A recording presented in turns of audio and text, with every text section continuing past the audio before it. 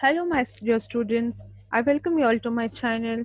Today, we are going to learn an English chapter of class 9 from NCERT book that is Beehive. It's a first poem, The Road Not Taken, and it's written by Robert Frost. So, let us learn about the poet first. But before learning about it, students, if you are viewing my video for the first time, please subscribe my channel and hit the bell icon so that you can get the notifications of my latest upcoming videos. And you also find the 10th standard English explanation of NCERT in this channel. So do refer this channel to your friends. Thank you. And let's continue with the lesson. So we have the introduction about the poet here. The poet is Robert Lee Frost and his was an American poet. ये एक American poet थे. इनके work पहले England में publish हुए, उसके बाद ये अमेरिका में पब्लिश हुए. It was later on published in America. He was born in 1874 and he died in 1963. बहुत सारे poems लिखे हैं which includes The Road Not Taken and many more, and he has won the awards for it. He has won Pulitzer Prize for Poetry and many medals in this field. तो ये था poet के बारे में. Now let's see about the introduction to the poem कि ये poem हमें क्या मैसेज दे रहा है. तो ये poem The Road Not Taken एक बहुत ही deep meaning रखता है. It is the poem where the life is symbolized by the road. Here you can see that the poet is saying that there are two paths in the life. Sometimes the situation is like that you have two choices and you have to select the best one for yourself. And here the choices are the paths and the life is the road as symbolized in the poem. And he describes that whatever selection you do, the path you choose here decides your future. ये poet कहते हैं कि दो options है और आप जब यहाँ पर सिलेक्ट कर रहे हो, जो भी सिलेक्शन जो चॉइस आप बना रहे हो वो आपका फ्यूचर में इम्पैक्ट करेगा. That selection of yours is going to impact your future. So you have to be very careful while making your choices, because once you make a choice you cannot come back again to change it, and later on if you regret you cannot do anything else and you cannot change your choices again. So this is the message which we get in this poem. So let us see how the poet is explaining it. The first stanza: two roads diverged in a yellow wood, and sorry I could not travel both. And be one traveler, long I stood, and looked down one as far as I could, to where it bent in the undergrowth. तो यहाँ poet के कहते हैं कि there were two roads, two diverged roads. There were two roads going in a different directions, and sorry I could not travel the both. और मैं दोनों राह पर नहीं चल सकता था. I could not select the both one. I cannot travel in the both the ways. I was just about to select any one. So, and I was only one traveler there. मैं अकेला था वहाँ पर, and I was standing for a long time, and I was just thinking, and I looked as far as I can. मैं दूर तक देखता रहा, जाते मेरी नजर गई, and then afterwards I just could see the plants and the trees and the forest ahead.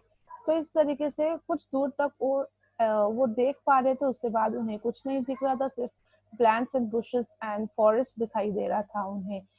और फिर आगे वो कहते हैं, then took the other just as fair, and having perhaps the better claim, because it was grassy and wanted wear, though as for that the passing there had worn them really about the same. फिर वो कहते हैं, I selected the second one, just assuming that it would be my better choice. वो second जो path होता है उसे select करते, ये सोचते हुए कि वो उनके लिए बेटर ऑप्शन होगा. Because it was grassy and wanted wear, मतलब वो जो पाथ सिलेक्ट करे second one, it was unused, वहां पे बहुत से लोग नहीं गए थे उस रास्ता. वो रास्ता बहुत साफ सुथरा और अनयूज दिख रहा था, इसलिए he has selected the second path. Though as for that the passing there, and when he passed out that way, he did not find any much difference in that second way from the first way. उन्हें कुछ ज्यादा difference नहीं दिखा. Both were same for him. He said he felt both were same. Then, and both that morning equally lay in leaves no step had trodden black. Oh, I kept the first for another day, yet knowing how way leads on to way, I doubted if I should ever come back. फिर वो कहते हैं, वो morning में मैं both ways को equal importance दे रहा था, दोनों इक्वल दिख रहे थे। But in leaves no step had trod in black. First आपको उन्हें दिख रहा था कि वो जो वे था वो अनयूज था, लोग उसमें ट्रैवल नहीं किए थे, और इसलिए उन्होंने वो सिलेक्ट किया था। और जो फर्स्ट वाला था, he has kept it for another day, कि कभी और कोई दिन आऊंगा तो मैं फर्स्ट वाले रास्ते से जाऊंगा, या I will select that first option some other time. But somewhere he knew that he is going to reach somewhere from this second path, and he also doubted that if he would ever come back to go on that first way।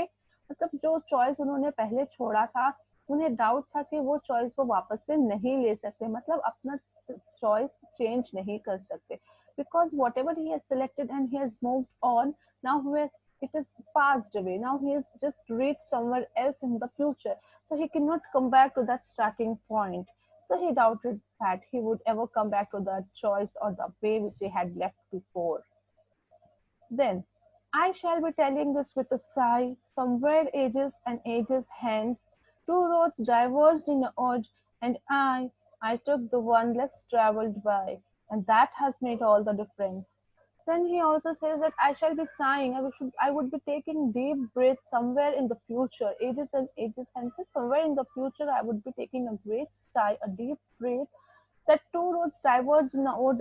There were two directions, two options, and I selected the one which was less traveled. जो less use किया हुआ था, मैंने वो वाला road, वो वाला path select किया, और वही है जो आज मुझे इतना डिफरेंस लाया है मेरी जिंदगी में। That has made all the difference what today I M.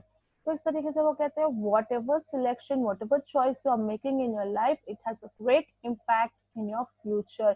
So whenever you are making a choice, you have to be very wise and careful, because you cannot change it once you have started working on your choice which you have made. So I hope the poem was clear. Now let's move on to the literary devices, students. इस poem में कुछ literary devices use किए हैं। पहला तो we will see rhyme scheme. We are following the rhyme scheme of A, B, A, and B in this poem.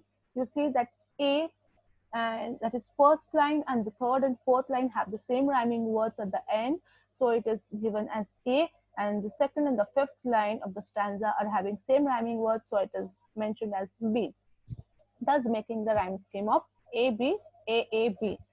Then the second is figure of speech, that is symbolism, where the life is being symbolized by the road.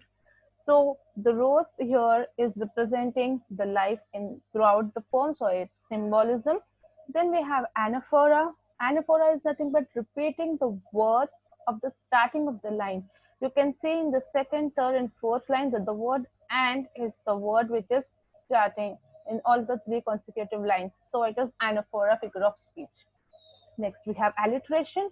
Alliteration is nothing but the sounds of the words. The starting sounds of the words are the same. For example, wanted, where. You can see that the words are starting with the letter W. Same way, first, for. You see here that the sound F is used for starting the letter words. Then the same way you have thought, thaw, and that. Her sound is repeated, and thus it's alliteration. And the last one is the repetition. Repetition is nothing but the words which is repeated in the stanzas. You can see the word ages which is repeated in the stanza 1 and 4. Thus it makes the figure of speech repetition. So these are the literary devices used in the poem. I hope आपको ये literary devices भी समझ में आया होगा poem के साथ साथ.